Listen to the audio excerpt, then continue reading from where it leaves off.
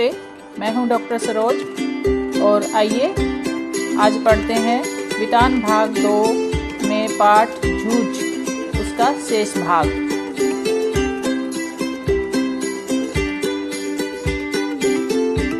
फिर से नाम लिखवाने की जरूरत नहीं पड़ी। 5वीं ना पास की टिप्पणी नाम के आगे लिखी हुई थी। वह 5वीं के ही हाजिरी रजिस्टर में लिखा रह गया था। पहले दिन कक्षा में गया तो गली के 2 लड़कों को छोड़कर कोई भी पहचान का नहीं था कक्षा में। मेरे साथ के सभी लड़के आगे चले गए थे। मेरी अपेक्षा कम उम्र के और मैं जिन्हें कम अकल का समझता था उन्हीं के साथ अब बैठना पड़ेगा। यह बात कक्षा में पहुंचने पर समझ में आई। मन खट्टा हो गया। बाहरी अपरिचित जैसा एक बेंच के एक सिरे पर कोने में जा बैठा। मास्टर कौन है इसका पता ही नहीं था। पुरानी किताबों पुरानी कापियों का उस कक्षा से कोई संबंध नहीं था। फिर भी लट्ठे के बने थैले में उन्हें ले आया था। बस अड्डे पर कोई लड़का अपनी पोटली संभाले किसी इंतजार में जैसे बैठा होता है उसी तरह मैं अपनी पढ़ाई की पुरानी धरोहर संभाले बैठा था। यानी आनंद यादव बहुत डरे हुए थे। पहली बार कक्षा में गए, उसके साथ ही सभी आगे निकल गए थे। छोटे छोटे बच्चे थे जो उस 5वीं कक्षा में पहुंच चुके थे। वह किसी को जानता नहीं था। अकेला ही कक्षा के किनारे पर जाकर बैठ गया। कौन मास्टर जी हैं और किस तरह की किताबें लेके आने उसे नहीं पता। उसके पास जो पुरानी किताबें थी और एक लट्ठे का बना हुआ बैग था, उसी में ही अपनी पुरानी कापियां वगैरह डालकर वो स्कूल में ले आया था। क्या नाम है मेहमान? नया दिखाई देता है या गलती से इस कक्षा में आ बैठे हो? कक्षा के सबसे ज़्यादा शरारती चौहान के लड़के ने सामने आकर खिल्ली उड़ाने के स्वर में पूछा। छोटे छोटे बच्चों ने उसे परेशान करना शुरू कर दिया था। मेरे ध्यान में आया कि मेरी पोशाक भी अजनबी जैसी है। बालूगढ़ी की लाल माटी के रंग में मटमैली हुई धोती और गमछा पहनकर मैं अकेला ही आया था। बाकी बच्चे तो स्कूल की यूनिफॉर्म में थे, स्कूल ड्रेस में थे, लेकिन इसके पास अच्छे कपड़े नहीं थे तो ये अजनबी की तरह ही लग रहा था। देखें देखें तुम्हारा गमछा। गमछा गले में डालने वाला एक कपड़ा होता है जो इसने डाल रखा था। बच्चे शरारत करते हुए इसका गमछा छीन लेते हैं। वो कह रहे थे देखें देखें तुम्हारा गमछा। कहते हुए उसने मेरा गमछा छीन लिया। गया अब मेरा गमछा।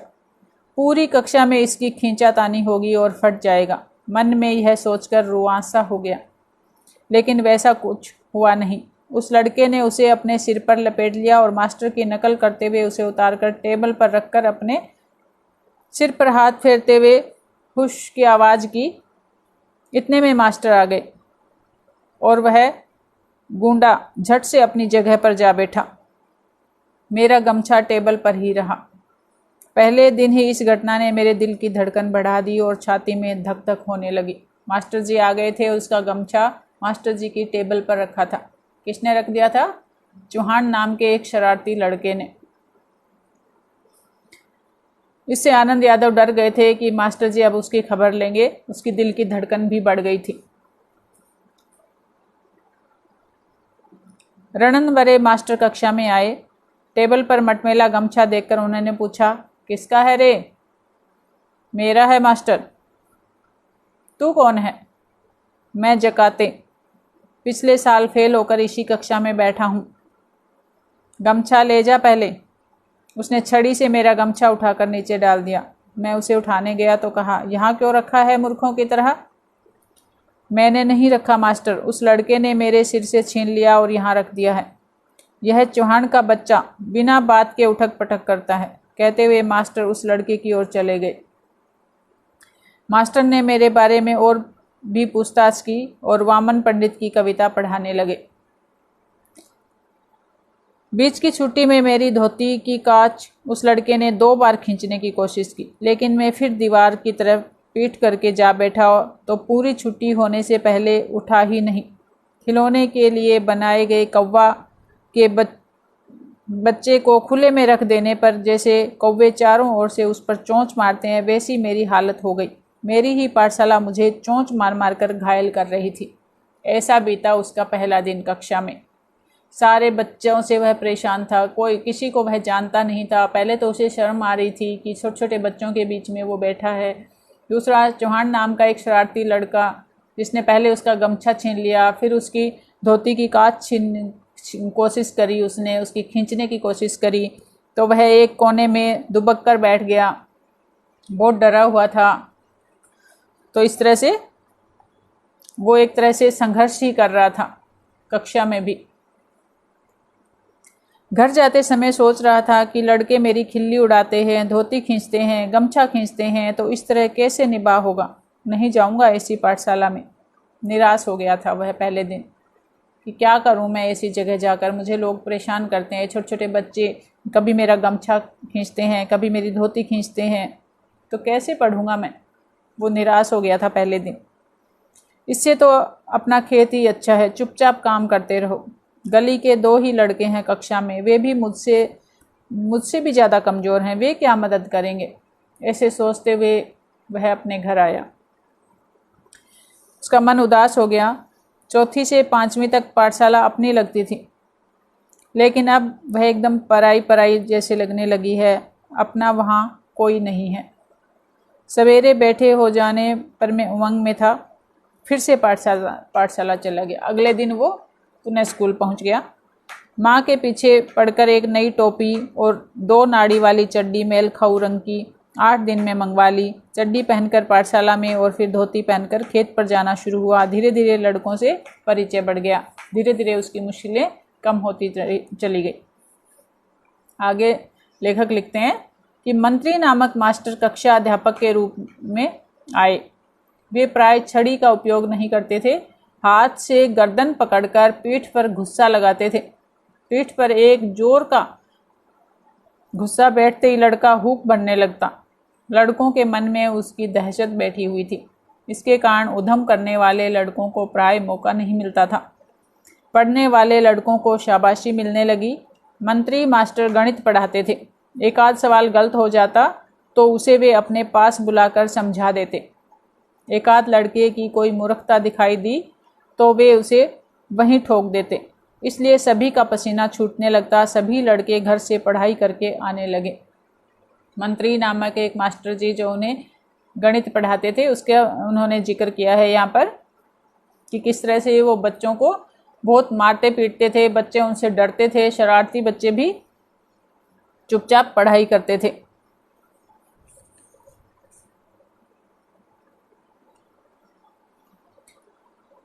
वसंत पाटिल नाम का एक लड़का शरीर से दुबला पतला किंतु बड़ा ही होशियार था।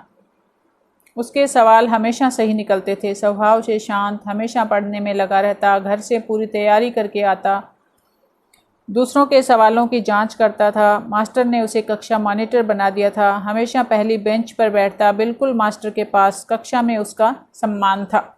ऐसा एक लड़का कक्षा में ही था, वसंत पाटिल, जो बहुत ही होशियार था, हमेशा कार्य करके आता था अपना, और कक्षा का मॉनिटर भी था।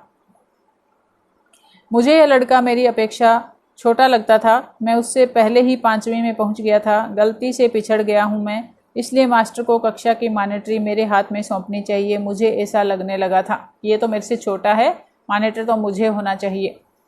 दूसरी ओर यह भी लगता था कि मुझे 2 महीने में 5वीं की पूरी तैयारी करके अच्छी तरह पास होना है। कक्षा में दंगा करना और पढ़ाई की उपेक्षा करना मेरे लिए मुनासिब नहीं। हम तो इस कक्षा में ऊपरी हैं, यही नहीं भूलना चाहिए। छोटी सी उम्र में ही आनंद यादव बहुत समझदार थे, अपनी पढ़ाई बहुत ही लगन से कर रहे थे, अपना 1 साल बचाने के लिए संघर्ष कर रहे थे। इन सब बातों के कारण मेरा सारा ध्यान पढ़ाई की ओर ही रहा। वसंत पाटिल की तरह ही पढ़ाई का काम करने लगा। मैंने अपनी किताबों पर अखबारी कागज़ की कवर चढ़ा दिए, अपना बस्ता व्यवस्थित रखने लगा, हमेशा कुछ न कुछ पढ़ते बैठता था। उसने यदि कक्षा में कोई शाबाशी का काम किया तो मैं भी दूसरे दिन वैसा ही कुछ करने लगा। मन की एकाग्रता के कारण गणित झटपट समझ में आने लगा और सवाल सही होने लगे। यानी वसंत पाटिल के साथ रहकर, उसको देख देख कर वो पढ़ाई कर रहे थे। कैसे वसंत पाटिल अपना कार्य करता है वैसे ही ये भी करने लगे, तो इसे भी गणित समझ में आने लगा, सारे सवाल सही होने लगे और शाबाशी भी मिलने लगी। यानी इस कहानी में ये भी उन्होंने बताया है कि संगति का कितना असर पड़ता है। उसने वसंत पाटिल की संगति अपना ली थी, जो बहुत ही होशियार बच्चा था कक्षा में। उसके साथ साथ इन्होंने भी अच्छा से सीखना शुरू कर दिया था। कभी कभी वसंत पाटिल के साथ साथ एक तरफ से वह तो दूसरी तरफ से मैं लड़कों के सवाल जांचने लगा। इसके कारण मेरी और वसंत की दोस्ती जम गई।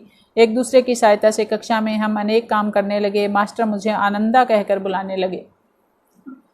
मुझे पहली बार किसी ने आनंदा कहकर पुकारा। आनंद यादव को बहुत अच्छा लगा जब उसके मास्टर जी ने उसे आनंदा कहा।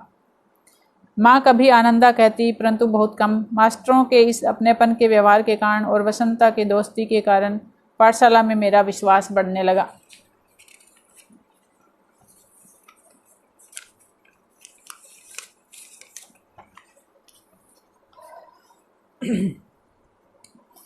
तो ये कहानी आपको समझ आ रही होगी। यहाँ पर लेखक ने बताया है कि वसंत पाटिल नाम का एक दुबला पतला सा लड़का जो कक्षा में बहुत ही होशियार था, उसके सवाल हमेशा सही होते थे, सही समय पर वह सारे काम कर लेता था, स्वभाव से शांत था और हमेशा ही पढ़ाई में लगा रहता था। कक्षा का मॉनिटर उसे बनाया हुआ था। पहली बेंच पे वो बैठा करता था। तो एक बार तो आनंदा के मन में भी ये आया, आनंद यादव के मन में, कि मुझे कक्षा का मॉनिटर होना चाहिए, मैं इससे बड़ा हूँ, मैं इससे पहले 5वीं कक्षा में आया था। लेकिन उन्होंने इस विचार को अपने मन से निकाल दिया, क्योंकि उन्हें अपना साल बचाना था और एकाग्रचित होकर अपनी पढ़ाई आगे जारी रखनी थी। तो उसने वसंत पाटिल से दोस्ती कर ली। एक साथ रहने लगे दोनों, और जिस तरह से वसंत पाटिल अपना कार्य पूरा करता था, बिल्कुल वैसे ही आनंद यादव भी अपना कार्य पूरा करने लगे। और मास्टर जी को वो बहुत अच्छे लगने लगे। वो उन्हें आनंदा कहकर पुकारने लगे और उसे स्कूल अपना सा लगने लगा। पाठशाला उसे बहुत प्रिय लगने लगी। आगे लेखक लिखते हैं, न व सौदलगेकर मास्टर मराठी पढ़ाने आते थे। पढ़ाते समय वे स्वयं रम जाते थे। विशेषतः वे कविता बहुत ही अच्छे ढंग से पढ़ाते थे। सुरीला गला, छंद की बढ़िया चाल और उसके साथ ही रसिकता थी उनके पास। पुरानी नई मराठी कविताओं के साथ साथ उन्हें अनेक अंग्रेजी कविताएं खटस्थ थी। अनेक छंदों की लय, गति, ताल उन्हें अच्छी तरह आते थे। पहले वे एकाध कविता गाकर सुनाते थे, फिर बैठे बैठे अभिनय के साथ कविता का भाव ग्रहण कराते। उसी भाव की किसी अन्य कवि की कविता भी सुनाकर दिखाते। बीच में कवि यशवंत, बाब है बोरकर, बारा तांबे, गिरीश, केशव कुमार आदि के साथ अपनी मुलाकात के संस्मरण भी सुनाते। वे स्वयं भी कविता करते थे। याद आ गई तो वे भी अपनी एकाध सुना देते। यह सब सुनते हुए, अनुभव करते हुए मुझे अपना भान ही नहीं रहता था। मैं अपनी आँखों और कानों में प्राणों की सारी शक्ति लगा कर दम रोककर मास्टर के हाव भाव, ध्वनि, गति, चाल और रस पीता रहता था। यानी न व सौदलगेकर मास्टर जो मराठी पढ़ाने आते थे, कविताएं पढ़ाते थे, बहुत ही सुंदर उनका ढंग था पढ़ाने का। तो ये लिखते हैं कि मैं अपने पूरे प्राणों की शक्ति लगाकर, पूरा दम रोककर मास्टर के हाव भाव देखता, उनकी ध्वनि, उनकी गति, उनकी चाल, उनका तरीका सब बहुत ही ध्यान से देखता रहता था और सुनता था। सुबह शाम खेत पर पानी लगाते हुए या ढोर चराते हुए अकेले में खुले गले से वे सारी कविताएं मास्टर के ही हाव भाव, यति गति और आरोह अवरोह के अनुसार ही गाता। यति गति का मतलब होता है जहाँ पर कविता की लाइनें, पंक्तियाँ रुकती है और फिर आगे बढ़ती हैं। उन कविताओं के अर्थों से खेलता हुआ मैं आगे पीछे आता जाता था। मास्टर जिस प्रकार बैठे बैठे ही अभिनय करते थे, मैं पानी लगाते लगाते वैसा अभिनय करता था। क्यारियाँ पानी से कब की भर गई हैं उसका भान ही नहीं रहता था। मास्टर की चाल पर दूसरी कविताएं भी पढ़ी जा सकती है, इसका पता भी मुझे उसी समय चला। यानी आनंद यादव खेत में काम करते करते, खेत में पानी लगाते हुए भी अभिनय करते थे। मास्टर की कविताएं बार बार दोहराते रहते थे और कब का कार्य हो चुका, कब की पानी की क्यारियां भर चुकी, उसे ही ये पता ही नहीं चलता था। वो उसमें एक तरह से खो ही जाते थे। इन कविताओं के साथ खेलते हुए मुझे दो बड़ी शक्तियां प्राप्त हुई। पहले ढोर चराते हुए, पानी लगाते हुए, दूसरे काम करते हुए अकेलापन बहुत खटकता था। अकेले ये काम करते थे तो इन्हें लगता कि मैं बहुत अकेला हूँ। किसी के साथ बोलते हुए, गपशप करते, हंसी मजाक करते हुए काम करना पहले इन्हें अच्छा लगता था। हमेशा कोई न कोई साथ में होना चाहिए, ऐसा वो सोचते थे पहले। लेकिन अब अकेलेपन से कोई ऊब नहीं होती थी, बोर नहीं होते थे ये। मैं अपने आप से ही खेलने लगा। उल्टा अब तो ऐसा लगने लगा कि जितना अकेला रहूं उतना ही अच्छा। इस कारण कविता ऊंची आवाज़ में गाई जा सकेगी, किसी भी तरह का अभिनय किया जा सकेगा। कविता गाते गाते थुई थुई करके नाचा जा सकता था। मैं सचमुच ही नाचने लगता था। अकेले रहते थे, इन्हें ये नहीं लगता था कि कोई देख लेगा, कोई मजाक उड़ाएगा। अपनी ही धुन में नाचते गाते और कविताओं का अभिनय करते रहते थे। मैंने अनेक कविताओं को अपनी खुद की चाल में गाना शुरू किया। अनंत काणेकर की कविता, जिसकी पहली पंक्ति इस प्रकार है: चांद रात पसरीते पांढरी गाया धरणीवरी, को मैंने मास्टर की चाल से अलग अपनी चाल में बिठाकर गाई। ये मराठी भाषा की कोई कविता थी, जिसकी पंक्ति इन्होंने मास्टर की चाल से हटकर अपनी चाल में बनाई, अपनी धुन लगाई।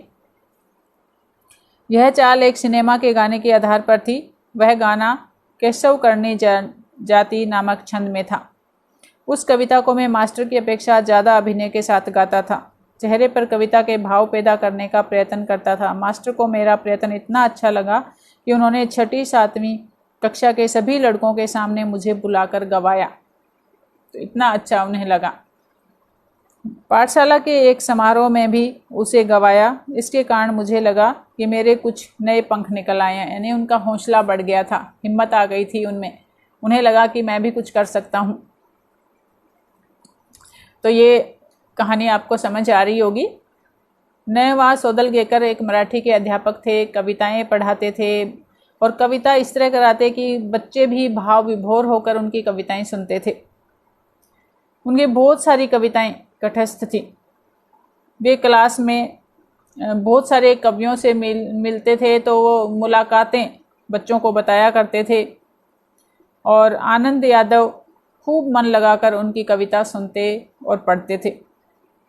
खेत में काम करते हुए भी उनकी कविताएं दोहराया करते, उनके अभिनय की नकल करते, नई धुन उस कविता की पंक्तियों में जोड़ने की कोशिश करते। पहले उन्हें अकेलापन अखरता था, लेकिन अब अकेलापन अच्छा लगने लगा था। उन्हें लगता था कि ठीक है, कोई मुझे देखता नहीं है, मैं ऊंचे सुर में गा सकता हूँ, मैं तरह तरह के अभिनय कर सकता हूँ, मेरा कोई मजाक नहीं उड़ा पाएगा और मैं ज़्यादा अभ्यास कर पाऊँगा। तो इस तरह से वो अपने चेहरे पर भी नए नए हाव भाव लाते, अभिनय करते। धीरे धीरे मास्टर जी को भी वो बहुत अच्छे लगने लगे थे और एक दिन उन्होंने 6ठी 7वीं के बच्चों के सामने भी उनसे कविता को गवाया। तो आनंद यादव को लगा कि उन्होंने कुछ नया पा लिया है, उन्हें कोई अच्छा रास्ता मिल गया है, कुछ उन्होंने एक नई खोज कर ली है, ऐसा उन्हें लगा था, क्योंकि उनका हौसला बढ़ गया था। मास्टर स्वयं कविता करते थे। अनेक मराठी कवियों के काव्य संग्रह उनके घर में थे। वे उन कवियों के चरित्र और उनके संस्मरण बताया करते थे। इसके कारण ये कवि लोग मुझे आदमी ही लगने लगे थे। खुद सौदलगेकर मास्टर कवि थे, इसलिए यह विश्वास हो गया कि कवि भी अपने जैसा ही एक हाड़ मांस का, क्रोध लोभ का मनुष्य ही होता है। मुझे भी लगा कि मैं भी कविता कर सकता हूँ। मास्टर के दरवाजे पर छाई हुई मालती की बेल पर मास्टर ने एक कविता लिखी थी। वह कविता और वह लता मैंने दोनों ही देखी थी। इसके कारण मुझे लगता था कि अपने आसपास, अपने गांव में, अपने खेतों में कितने ही ऐसे दृश्य हैं जिन पर मैं कविता बना सकता हूँ। यह सब कुछ अनजाने में ही होता रहता था। भैंस चराते चराते मैं फसलों पर, जंगली फूलों पर तुकबंदी करने लगा था। उन्हें जोर से गुनगुनाता भी था और मास्टर को दिखाने भी लगा। कविता लिखने के लिए खिस्सा में कागज और पेंसिल रखने लगा। कभी वह न होते तो लकड़ी के छोटे टुकड़ों से भैंस की पीठ पर रेखा खींचकर लिखता था। या पत्थर की शिला पर कंकड़ से लिख देता। जब कंठस्थ हो जाती तो पहुँच देता। किसी रविवार के दिन एक आध कविता बन जाती तो सोमवार के दिन मास्टर को दिखाता। बहुत बार तो सवेरा होने तक का धीरज टूट जाता और मैं रात को ही मास्टर के घर जाकर कविता दिखाता। वे उसे देखते, शाबाशी देते और फिर कभी कभी तो कविता के शास्त्र पर एक पूरी महफिल हो जाती। बोलते बोलते मास्टर बताते कवि की भाषा कैसी होनी चाहिए, संस्कृत भाषा का उपयोग कविता के लिए किस तरह होता है, छंद की जाति कैसे पहचाने, उसका लय क्रम कैसे देखें, अलंकारों में सूक्ष्म बातें कैसी होती हैं, अलंकारों का भी एक शास्त्र होता है, कवि को शुद्ध लेखन करना क्यों जरूरी होता है, शुद्ध लेखन के नियम क्या है, आदि बातें वो आनंद यादव को बताते। अनेक विषयों पर वे सहज बातें बताते रहते। मुझे उनके प्रति अपनापन महसूस होता। वे मुझे पुस्तक देते, अलग अलग प्रकार के कविता संग्रह देते। उन्होंने कई नई तरह की कविताएं सुनाई तो लगा मैं इस ढर्रे पर कविता बनाऊं। फिर तो सारे दिन उस दिशा में मेरी कोशिश चलती। इन बातों से मैं सौदलगेकर मास्टर के बहुत नज़दीक पहुंच गया और जाने अनजाने मेरी मराठी भाषा भी सुधरने लगी। उसे लिखते समय मैं बहुत सचेत रहने लगा। अलंकार, लय, छंद आदि को सूक्ष्मता से देखने लगा। शब्दों का नशा चढ़ने लगा और ऐसा लगने लगा कि मन में कोई मधुर बाजा बजता रहता है। यानी मराठी के जो मास्टर थे वो स्वयं भी एक कवि थे और उनके घर पर अनेक मराठी कवियों के संग्रह भी थे। मास्टर जी की बातें सुनकर लेखक को लगा कि वो भी एक कवि बन सकता है। मास्टर जी ने एक बार उनके घर के पर लगी मालती की बेल पर कविता लिखी थी और लेखक ने वो बेल भी देखी थी, तो उसे महसूस हुआ कि आसपास के जो प्राकृतिक वातावरण है उस पर कविताएं लिखी जा सकती हैं। तो वो पशुओं को चराते समय फसलों पर, जंगली फूलों पर तुकबंदी करने लगे थे, कविताएं लिखने लगे थे। पास में अपने कागज़ और पेंसिल भी वो रखने लगे थे और भैंस की पीठ पर भी वो लिख दिया करते थे। पत्थर पर बैठकर कंकड़ से कविता लिख देते थे और इस तरह से उन्हें वो कविता याद हो जाती, उसे मिटा देते, मास्टर जी को सुनाते, शाबाशी मिलती उन्हें। और कभी कभी तो इतना ज़्यादा उत्साह बढ़ जाता कि वो सुबह होने का इंतज़ार ही नहीं कर पाते और रात को ही मास्टर जी के घर पहुंच जाते, कविता सुनाते। मास्टर जी भी उसकी लगन देखकर उन्हें कविताओं के लय, छंद, शुद्ध लेखन, अलंकार आदि के बारे में बताया। उन्होंने उन्हें समझाते रहते। इस तरह से मास्टर जी के साथ उसका संवाद बढ़ता चला गया और अनजाने में ही लेखक की मराठी भाषा भी सुधर गई और लेखक पर कविता का ऐसा नशा चढ़ गया, उसे लगा कि मन में कोई मधुर बाजा बजता रहता है। इतने वो मस्त रहने लगे थे कविताएं लिखने में। तो इसमें इस उपन्यास में ये छोटा सा अंश है जिसका अनुवाद किया था केशव प्रथम वीर ने। तो ये आपको अच्छे से समझ आ गई होगी। जूझ यानी संघर्ष हमने पढ़ा। आनंद यादव ने किस तरह अपने बचपन से लेकर ही जूझ किया था, संघर्ष किया था अपनी ज़िंदगी में पढ़ाई के प्रति। फिर स्कूल में जो तकलीफ़ें, मुश्किलें आई उनके प्रति भी उन्हें जूझना पड़ा और अपनी पढ़ाई को आगे बढ़ाने के लिए उन्होंने कितनी मेहनत की। घर का काम करवाया, खेत का काम करवाया, मेहनत करते हुए भी वो जूझते रहे, संघर्ष करते रहे और अंत में अपने जीवन में सफलता उन्होंने प्राप्त की। तो इस तरह से इस पाठ से ये संदेश भी मिलता है कि जीवन में आने वाली किसी भी कठिनाई से घबराना नहीं चाहिए और अपने लक्ष्य को प्राप्त करने में अपना दमखम लगाकर आगे बढ़ते रहना चाहिए। तो मैं आशा करती हूँ वितान भाग 2 का ये पाठ जूझ आपको अच्छे से समझ आ गया होगा। धन्यवाद।